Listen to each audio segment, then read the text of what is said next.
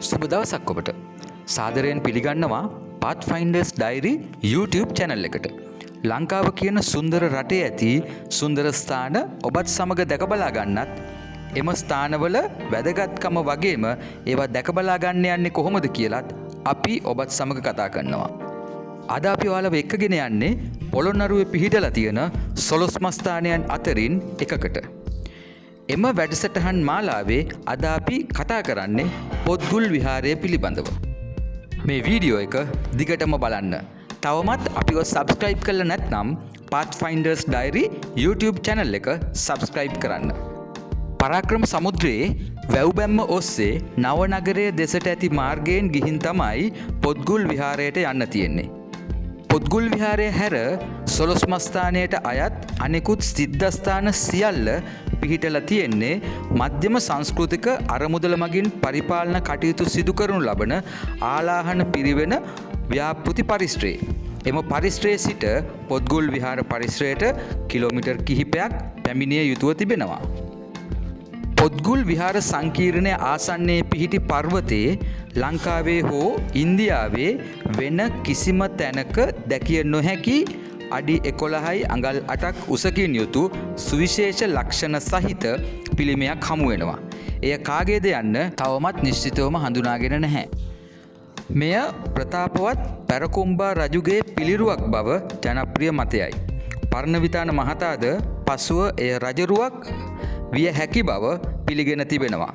එහෙත් එය නිශ්චිතවම කිනම් රජුගේදැයි කිව නොහැකි බව පවසා තිබෙනවා. පඬුවස් නුවර කැණීම්වලදී හමු වුණු ලණුවක් වැනි යමක් දෑතින් දරාගෙන සිටින මෙයට තරමක් සමාන රූපය එතුමා දක්ෂිණ දේශයේ යුවරාජයා වශයෙන් සිටි කාලය නිරූපිත රුවක් ලෙසද මතයක් පවතිනවා. ඇතැමුන් පොත්ගුල් විහාර ප්‍රතිමාව පුලතිසි ප්‍රතිමාවක් බව පවසන අතර තවත් පිරිසක් එය අගස්ති හෝ කපිල පිළිරුවක් විය හැකි බව පවසනවා. අගස්ති මතය බැහැර කරනුයේ එයින් අගස්තිගේ මූර්තිමය ලක්ෂණ මතු නොවන හෙයින්. කපිල පිළිරුවක් විය හැකිය යන මතය පවසන්නේ පොත්ගුල් විහාරය පැරකුම් රජු ඉදි කළ කපිල විහාරය මෙයයි උපකල්පනය කරමින්. පොත්ගුල් විහාර ශෛලමය ප්‍රතිමාව පුලතිසි ප්‍රතිමාවක් යන මතය බැහැර කළ නොහැක්කේ පොළොන්නරුව පුලතිසිගේ පුර හෙවත් පුලස්තිපුර වශයෙන් හඳුන්වන හෙයින්. පුලස්ති යනු කවුරුන්ද? ඔහු වාසය කළේ කිනම් ස්ථානයක දැයි හඳුනා ගැති නොහැකි වූයේ මේ ප්‍රදේශයේ පුරාවිද්‍යා ගවේෂණයන් සිදු කර නොමැති හෙයින්.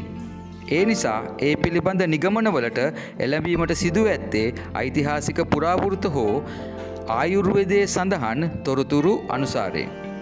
පුලස්ති යනු රාවණ රජුගේ මීමුත්තෙක්. රාවණා යක්ෂ ගෝත්‍රයට අයත් නායකයෙක්. එම නිසා පුලතිසිද එම සංස්කෘතියට අයත් ඉහළ සමාජ ස්තරයක වැජඹී සිටි අයෙකු බව සනාත වන්නේ රාවණා අර්ක ප්‍රකාශය, කුමාර තන්ත්‍රය, නාඩි ප්‍රකාශය, උද්දිත තන්ත්‍රය වැනි සම්භාව්‍ය ආයුර්වේද ග්‍රන්ථ රාශියක් ලියා ඇති හෙයින් හා ඔවුන් දෙදෙනාම ධන්වන්තරී මුනිවරයාගේ ප්‍රධානත්වයෙන් හිමාල අඩවියේ පැවති ආයුර්වේද සම්මන්ත්‍රණයකට සහභාගී වූ බව සඳහන් වන හෙයින්. ඔවුන් ආයුර්වේද ශාස්ත්‍රය පිළිබඳව ලබා තිබූ අති ප්‍රඥා ඥාන සම්භාරය නිසා දේවත්වයෙන් හෝ ඍෂිවරුන් ලෙස හැඳින්වූවා විය හැකි. පිළිමේ පිටිපස හමුවන ගෙවී ගිය ශිලා ලිපිය පුල සත පුලස්ති යනුවෙන් අර්ථකථනය කළ හැකි නම් මේ පිළිබඳව තවදුරටත් ගවේෂණය කිරීම අවශ්‍ය නොවනු ඇති. පොළොන්නරුව ප්‍රථම වරට පුලස්ති නගර වශයෙන් මහා වංශයේ සඳහන් වන්නේ එහි දෙවන භාගයට අයත් ක්‍රිස්තු වර්ෂ 633ත් 643ත් කාල සීමාව තුල රජකම් කළ තුන්වන අග්‍රබෝධි රජතුමාගේ රාජ්‍ය සමය පිළිබඳ තොරතුරු දැක්වීමකදී. එහෙත් මහා වංශයේ මුල් කොටසේ පොළොන්නරුව හැඳින් වූ වෙනත් කිසිම නමක් සඳහන් නොවූයෙන් නිගමනය කළ හැක්කේ පොළොන්නරු ප්‍රදේශය එකලද එනමින්ම හඳුන්වන්නට ඇති බවයි. පොත්ගුල් වෙහෙර ප්‍රතිමා ඍෂි හෝ බ්‍රාහ්මණ පිළිමයක් නොවන බව පවසන පිරිසක්ද සිටිනවා. ඔවුන් පවසන පරිදි බ්‍රාහ්මණයින් තම කුලගර්වය හුවා දැක්වීම සඳහා පළඳින පූර්ණ නූලක් මෙහි දක්නට නොමැති. පුන නූලක් වෙනුවට මෙහි දක්නට ලැබෙන්නේ සාටකයක්. එය උරහිස මත අලංකාර ලෙස ගැට ගසා ඇත. එවැනි සාටක පැළඳි දේව රූප තිවංක පිළිමගෙයි බිතිසිතුවම්වල හා හින්දු දේව රූපවල දැකිය හැකියි. එසේනම් මේ රජරුවක් විය හැකිද? රජරුවක් නොවිය හැක්කේ රජරුවක පැවතිය යුතු සාම්ප්‍රදායික ලක්ෂණ කිසිවක් පිළිමේ තුලින් විද්‍යාමාන නොවන හේයින්. දිවයිනේ ස්ථාන කිහිපයක දුටු ගැමුණු වලගම්බා කීර්තිශ්‍රී රාජසිංහ වැනි රජදරුවන්ගේ ප්‍රතිමා හමු වෙනවා. ඒ කිසිවක් මෙම පිළිමය හා සැසඳිය නොහැක්කේ මෙහි දක්නට ලැබෙන ඇඳුම් පැළඳුම් ආදිය තුලින් රජරුවක සාම්ප්‍රදායික ලක්ෂණ මතු නොවන හේයින්. පිළිමයෙන් දරා සිටින වස්තුව පිළිබඳව වාද විවාද පවතිනවා. ඇතැමෙක් එය පුස්කොළ පොතක්සේ දකිනවා. එහෙත් ඒ පිළිබඳ ප්‍රශස්ත මතයක් ඉදිරිපත් කළේ පර්ණවිතාන මහතායි. එතුමාගේ අදහසට අනුව අතින් දරා සිටිනුයේ රාජධූරය නැමති වියගසයි. දූර යන්නට වගකීම නැමති අර්ථයක්ද ගෙන එන බව අභය ආරසිංහ මහතා පවසනවා. ඒ අනුව රජතුමාගේ කාර්ය වන්නේ රට අර්ථයෙන් සහ ධර්මයෙන් පාලනය කිරීමයි. අර්ථය අනු වැව්පොකුණු ඇල ආදිය බන්ධවා ගොවිතැන දියුණු කොට සෞභාග්‍ය ගෙන ඒමයි. ධර්මයෙන් යනු ආගමික සේවා පැවැත්වීම මෙන්ම රටවැසියා ධාර්මික බවට පත් කරවීමයි. වියගස සමබරව තබාගත්තේ අර්ථයත් ධර්මයත් සමබරව තබාගත යුතු බව පෙන්වා දීම සඳහායි. චීන සහ තායි ජාතික මහායානිකයින් පොත්ගුල් විහාර ප්‍රතිමාව රාවණා පිළිමයක් ලෙස සැලකීම පිළිබඳව අවධානය යොමු කළ යුතු වෙනවා.